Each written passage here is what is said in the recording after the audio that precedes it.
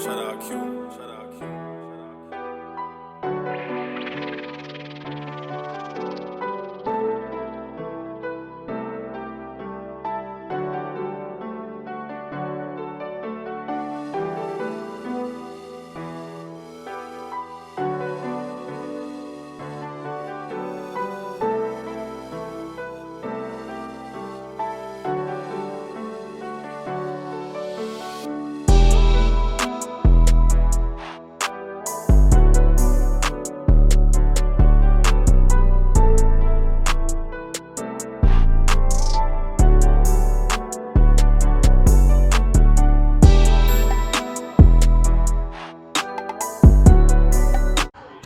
Here at James Wood High School, getting set for the home opener in volleyball.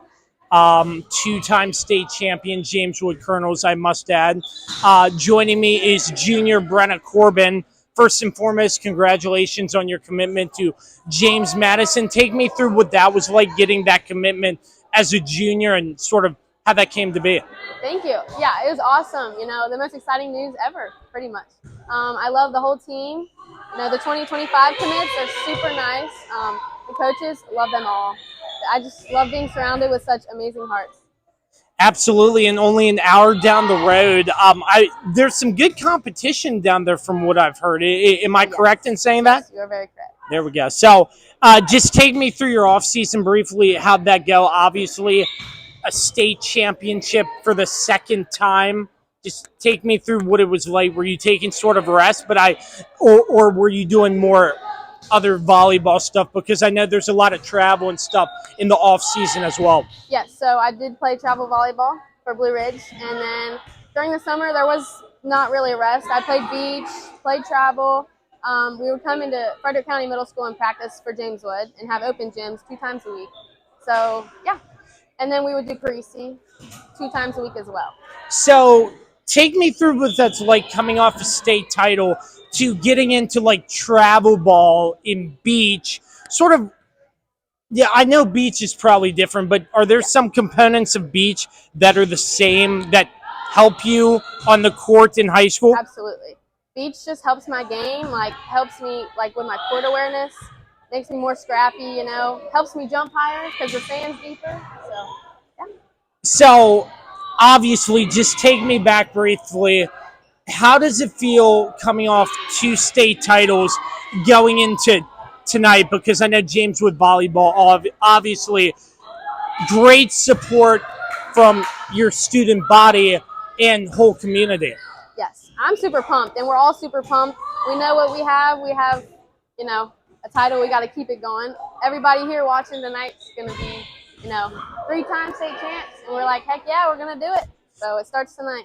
As we're recording this, do you think it's going to be a packed house tonight? I think so. I think everybody's excited. They're ready to watch us play. James Wood Volleyball, their home opener in their second straight state title defense. Brenna, thank you for your time. Good luck out there. You're welcome. Thank you. James Wood Volleyball getting set to play Dominion in their home opener, coming off their second straight state title defense. Now joining me, junior Kennedy Spaid. Thank you for your time, first and foremost. Just take me through, how was your off season?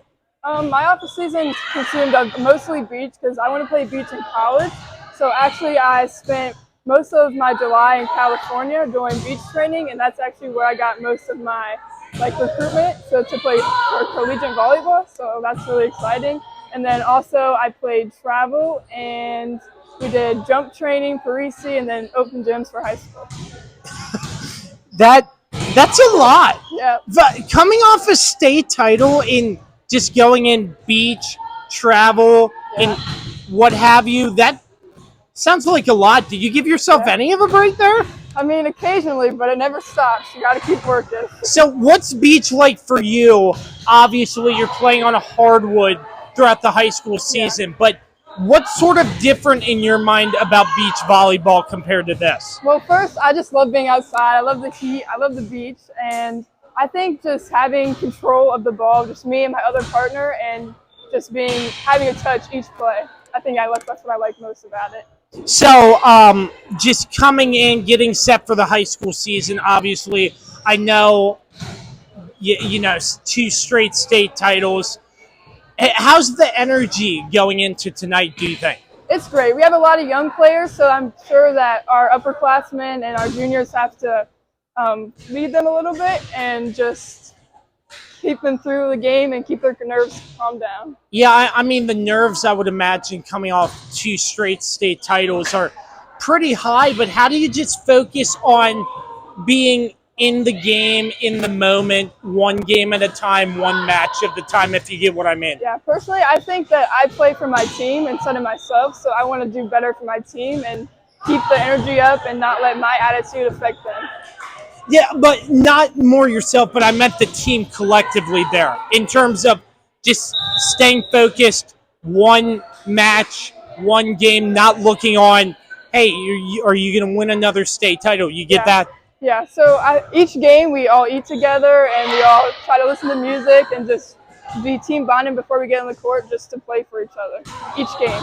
Yep. So once again, Kennedy Spaid, congratulations on all the success so far. Wishing you all the best tonight against Dominion. Thank you for your time. Thank you.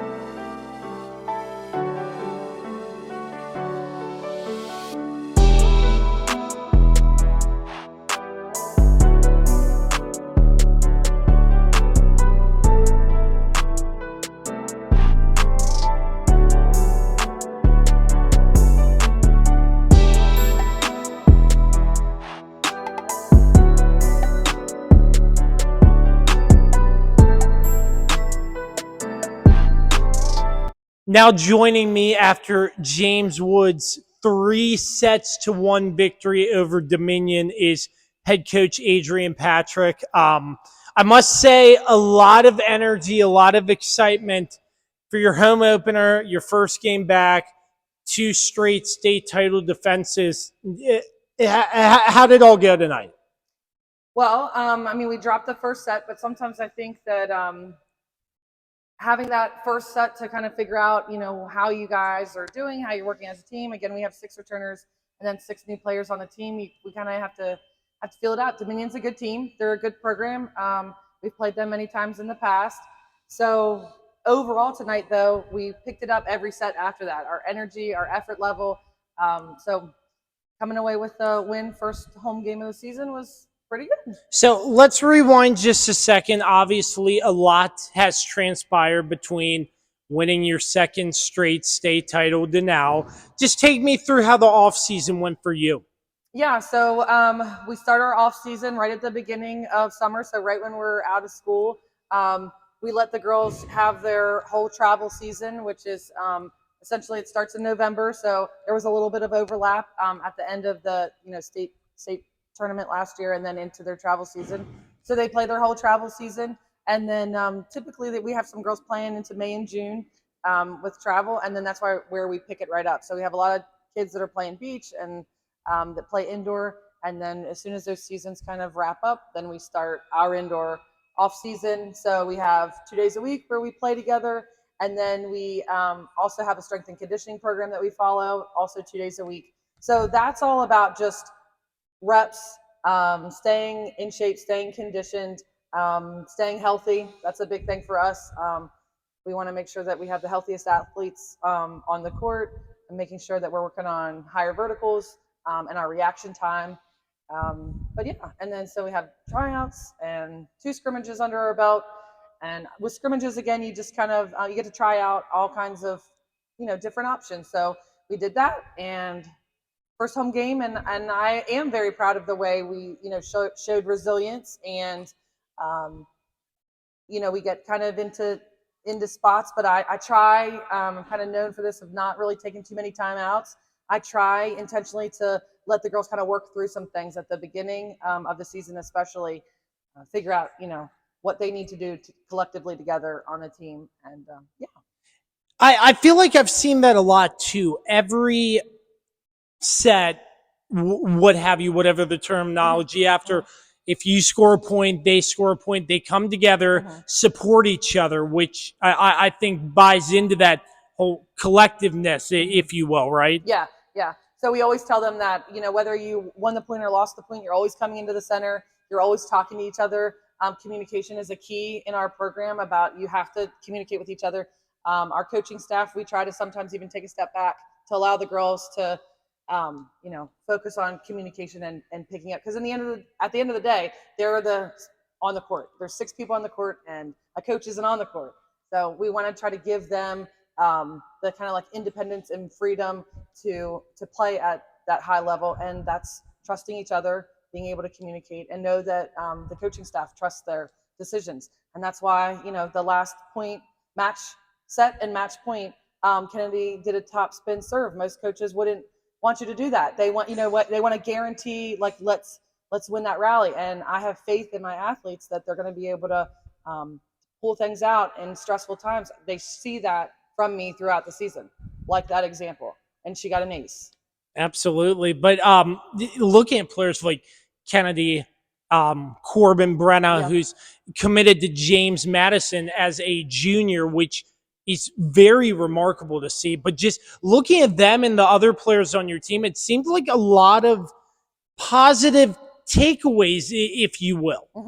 Yeah, I think we definitely showed a lot of strengths that we have as a program, as a team. But there's still a lot more. There's a lot more that we may not have shown tonight. We definitely highlighted some key things, and not everybody played their best game either. So I think that's another thing to take away. Like, what happens when everybody's, on a 10? You know what I mean? So, so I think that something else that shows is when somebody might not be on their A game, who else is going to step up? And I think that we kind of saw that tonight too. We saw like our sophomore setter, Kylie Plum, she, definitely stepped up. So she was 4 out of 4 as far as her attempts, kills. So filling the ball 100% is pretty high percentage. So looking at some of the runs that both you and Dominion had, seems like you're in a rhythm, then a ball's maybe shanked, arm hits, as an example, and you're sort of out of rhythm, but it seems like you're getting back into rhythm quickly to try to recover and get that point. Did you see that, and can you touch more on what you saw from that aspect? Sure. So we call that like playing out a system. And we actually practice scenarios like that, about playing out a system, about what happens when the setter takes the ball, takes the dig, and who then would then take the second ball that the setter normally would take. And that's where you would see Kennedy, Brenna, Gigi, Addie, all of them had different setting attempts where they were setting up a hitter to hit the ball. So we actually do practice that, about who's going to, when we're running things out of system, who's going to take the second ball. So, I think that in those situations tonight, everything went okay because that's something that we practice. Getting in at staying in rhythm and in transition as far as off the net, back on the net, and then blocking and our coverage may be something, we saw they kind of pointed out some of our weaknesses there, which is great. It's the first game of the regular season. So to have some of those things pointed out to you that you can work on is great. That's what we want to do. Have a takeaway of how we can constantly improve. So, and also another thing, ball placement. You have people like Brenna who are slamming the ball over the net hard, but also soft touches, placing it. Sometimes you see players on the defense there and other times not. How much of that is design, looking at what they have and figuring out where to put it, and how much is that is just by chance? I would say that with the players that you mentioned, Brenna and Kennedy, it's not by chance. It's by 100% practice and precision. And what I mean by that is we're calling shots for them. We're telling them what's open. They know where they're intending to swing before they even make their approach to swing the ball. What you're mentioning about somebody swinging what we would call swinging 100 because they're, swinging 100% velocity, so to speak, versus a tip or a touch or a roll where you're specifically just placing the ball in the court. In the end, swinging 100 miles per hour or 5 miles per hour, if it hits the floor and it's a kill, it's the same stat. So they have both become just very good at ball placement and how to get the point. So just moving forward from this first match win, obviously you're at the beginning of the season, but what are you sort of going to take away from this collectively all together to take forward into practice, into your next game? Because I'm sure you can take little things from the beginning of the season to grow stronger and better, if you will. Yeah.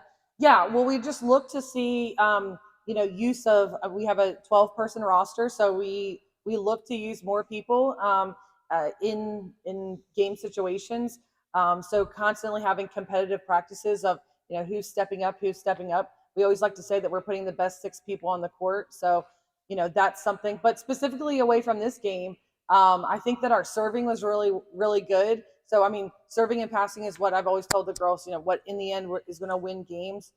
So on our serve receive, maybe trying to shore up some of those seams where, the ball might get shanked after a serve. So continuous work there. That's always going to be a continual process. And then a little bit more intention at the net with blocking, I would say. We kind of call that like a ball setter, ball hitter, as far as your tracking progression of your eye work. So a little bit more we got to block the ball, see the ball, block the ball. So work a little bit more on that, and then serve receive. Definitely some things we'll work on for the rest of this week before our next game on Tuesday, which is also home. There you go. So just a couple things off the whim, just watching your pregame ceremonies, your players holding out the American flag. I felt like that was a huge part, pretty big. Just that whole pregame festivity into the national anthem, to have your team a part of it in that way. What is that like?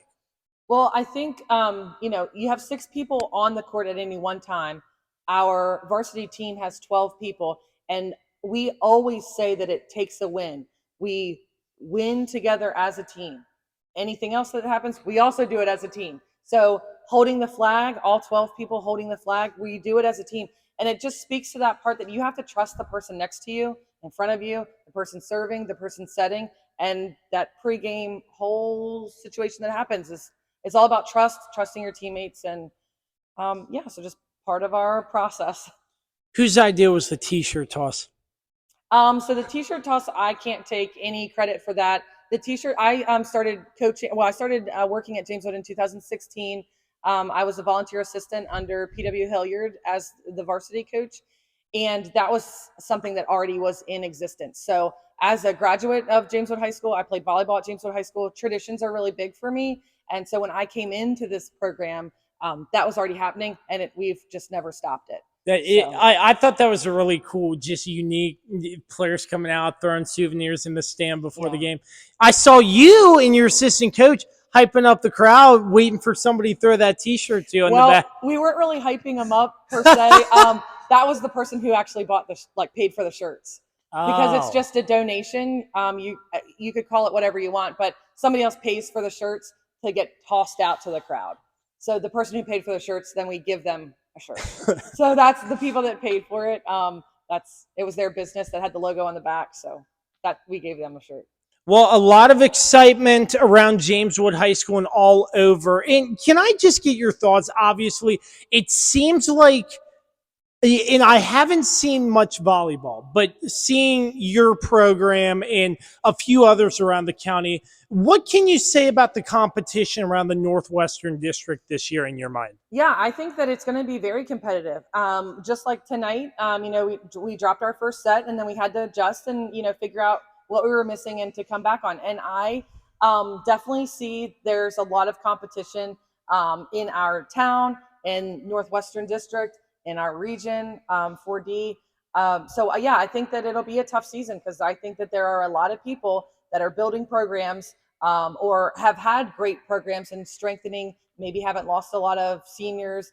I think that playing Millbrook, Sharando, and Hanley will definitely be competitive games. They'll be great games to watch. It'll be great competition. And then even into some of our other Northwestern District games, it'll be pretty competitive. Yeah, it's an exciting time. The fall sports season is here with everything. Once again, head coach Adrienne Patrick joining me. Really appreciate your time, Coach, and I'm sure this will not be the last time we speak. Sounds good.